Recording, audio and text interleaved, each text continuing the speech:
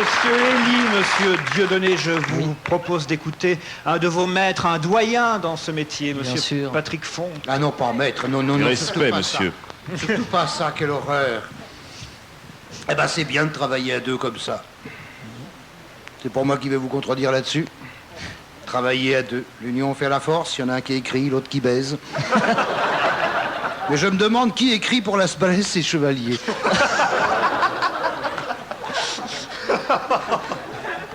Le one-man show, c'est bien aussi, hein, parce qu'on gagne 2 fois plus. Mais on est seul. Hein? Non, non, non, non, ah non, non, me sortez pas avec le public. Non, on n'est pas avec le public. On est face au public. On est seul. Parce qu'avec le public, ça veut dire que dans la salle, il y a un con qui te donne la réplique.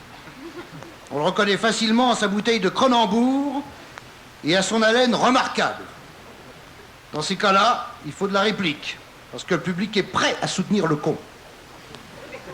Le public vient toujours un peu voir le gladiateur crever dans l'arène. Non, je ne parle pas. Non, je parle pas du public de France Inter. Hein, il y avait un froid d'un seul coup. Je parle du public normal, celui qui paye. Il faut donc de la réplique. Quand un mec dans la salle se fait l'interprète de sa cirrhose. Un soir, il y en a un qui se lève et qui se retourne vers le public dans la salle en disant « Ha ha, j'ai jamais vu un spectacle aussi con !» Voilà, honte, j'étais débutant. J'entends une voix au fond de la salle qui fait « Moi, j'ai jamais vu un con aussi spectaculaire !» Ah, mais j'ai bien fait d'être marié à cette époque-là.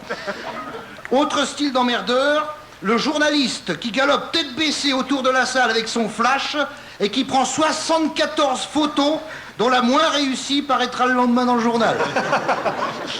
Enfin, quand je dis le journal, disons l'emballage à poisson et n'en parlons plus.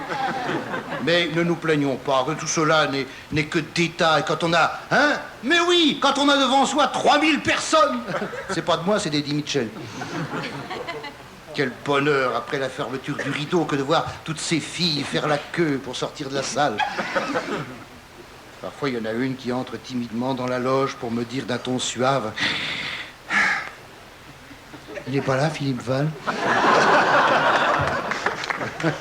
Je lui dis non, mais il sera le 15 avril à l'Olympia avec toute la bande du Café de la Gare.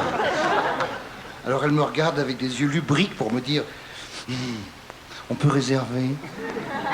Je dis oui, à la librairie libertaire, 145 rue Hamelot, Paris 11e. Ah là, la renuit alors. Ah, il les glisse, ces pubs. Hein. Il y a vraiment des folles. L'Olympia. Alors comme ça, vous allez faire l'Olympia. Ah non, c'est le Palais des Glaces. Mais putain, mais qu'est-ce qui doit faire l'Olympia? Donc vous faites le... Non, c'est le Palais des Glaces que vous avez. C'est oui, pas l'Olympia. Palais des Glaces. Bon, disons l'Olympia des... Bon, bah tant pis, j'avais écrit l'Olympia. Alors je continue sur l'Olympia. Le Palais des Glaces. Après. Je continue sur l'Olympia. Ouais. Alors, ce musical, l'Olympia, ce musical où j'ai débuté en 78. L'Olympia qui va être démoli pour être quoi?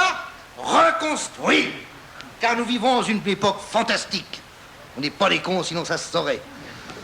Bobino Musical fut détruit pour redevenir Bobino Mansland. Une espèce de restaurant-spectacle sans restauration et sans spectacle. L'Olympia reste le dernier musical dans cette ville lumière où l'on claque 4 millions de francs pour murer des appartements.